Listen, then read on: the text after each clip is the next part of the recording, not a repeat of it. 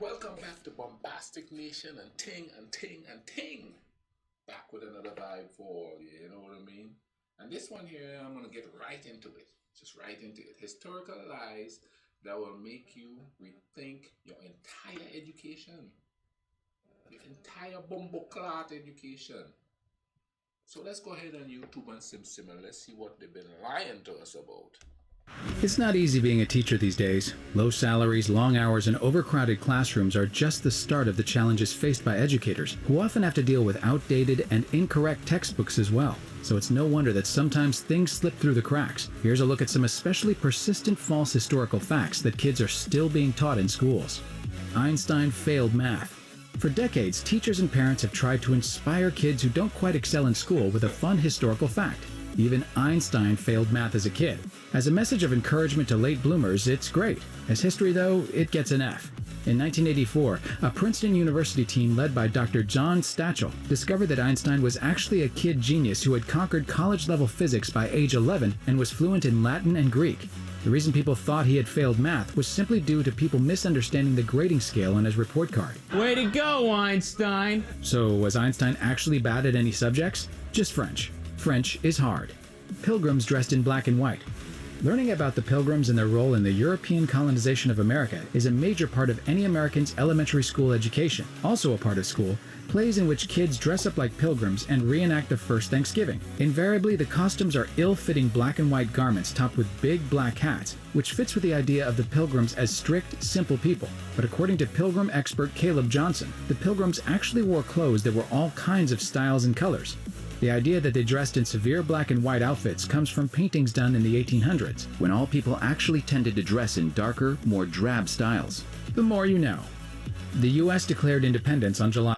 You know, it's kind of funny because just the other day I was saying to somebody that I've noticed that a lot of people wear dark colors. You know, I don't know if it's because I'm from the tropics, but everything is bright. The houses are painted bright and everything. But I've noticed that people tend to wear darker colors, where I am at least. You know, you rarely ever see like really bright colors. I don't know why that is. But let's continue. July 4th. Fireworks, flag cakes, and barbecues. Your 4th of July activities to celebrate American independence from Mother England are a lie. The Second Continental Congress convened in Philadelphia on July 1st, 1776, and the next day, July 2nd, not July 4th, representatives from the 13 colonies overwhelmingly approved a motion to declare independence. It took them 2 days to agree on the wording of the Declaration of Independence, however, so it wasn't until the 4th that they ratified it. Since that date was at the top of the document, it's the one that stuck in everyone's minds. But the whole process took a long time. Members of Congress didn't actually begin signing the Declaration until August 2nd, and King George III didn't get wind of it until October. These days, of course, you could do the whole thing instantly with a simple Facebook post. Abner Doubleday invented baseball.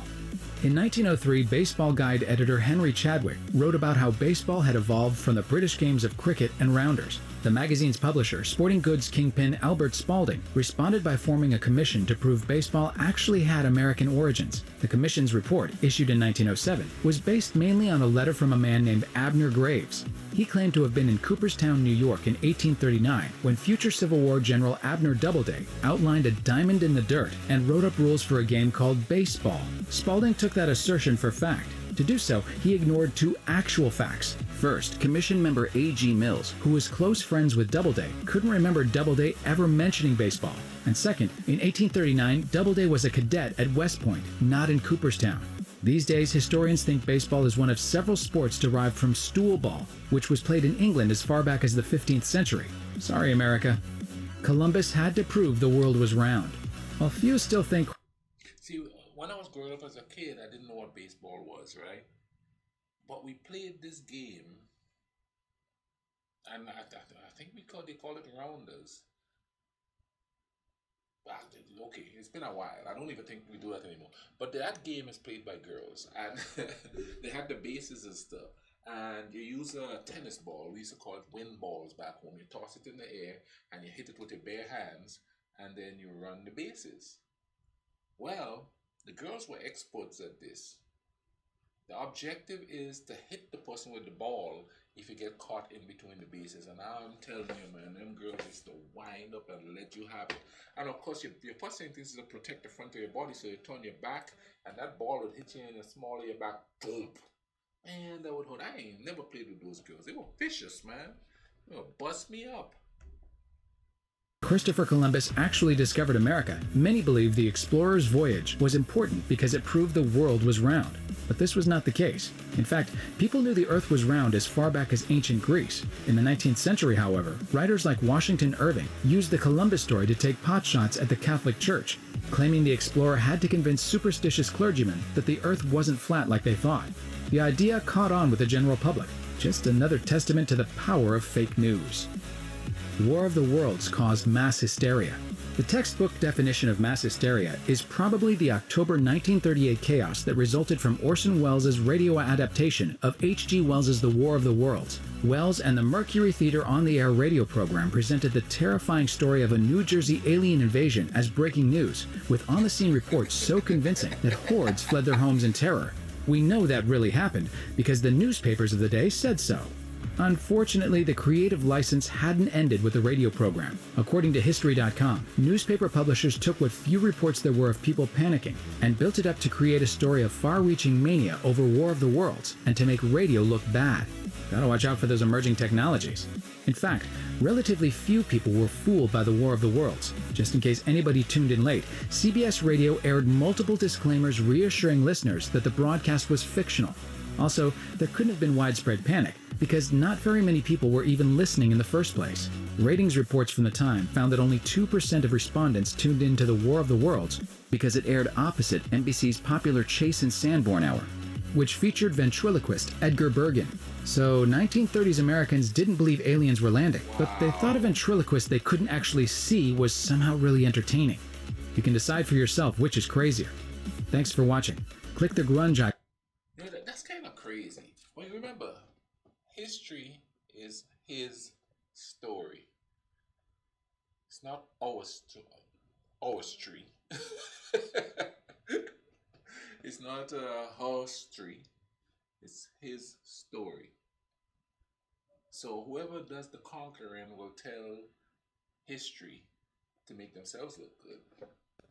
So how much of this stuff is really true? How much of it is really true? You know what I mean? The Native Americans are savage. The Africans are savage. The Europeans are devils coming to take us here. You know what I mean? And you have all this historical stuff. What is true? What isn't true? No, there's some absolute truths that things happen, like slavery and the Holocaust. And that's absolute truth. But simple things like the things they say in there, you remember what I said in an earlier video? Globalization has always been there. We've known about each other for years. You know, we just assume because the people didn't have the technology back then, they didn't know that there were other people in other places, but they had to have. I think we have just become really egotistical in this age to think that we could discover everything and be everything. We don't know if people have been to the moon already. We don't know. We just assuming that human beings are supposed to go to the moon, or we are going to the moon. We don't know. Look at how many things they built back in the day, and still to this day people are going, how did they do that? We still don't know. So the guys, the humans back then weren't stupid, and we here weren't any smarter than them. They didn't have the tools to do the things that they did. We do. Does that make us smarter or just more apt to making life easier for ourselves? Which probably is the main thing for most human beings. But anyway, thanks for listening to this stuff. You know what I mean? Like all this history stuff, I'm going to put a link in the description for this video. Also go ahead and subscribe. And also hit the notification button so you know when I'm putting out videos, because I'm putting them out on the regular. You understand what I'm saying? Things? So go hit that bumbleclot notification button. And while you're doing that, make life cool runnings, alright?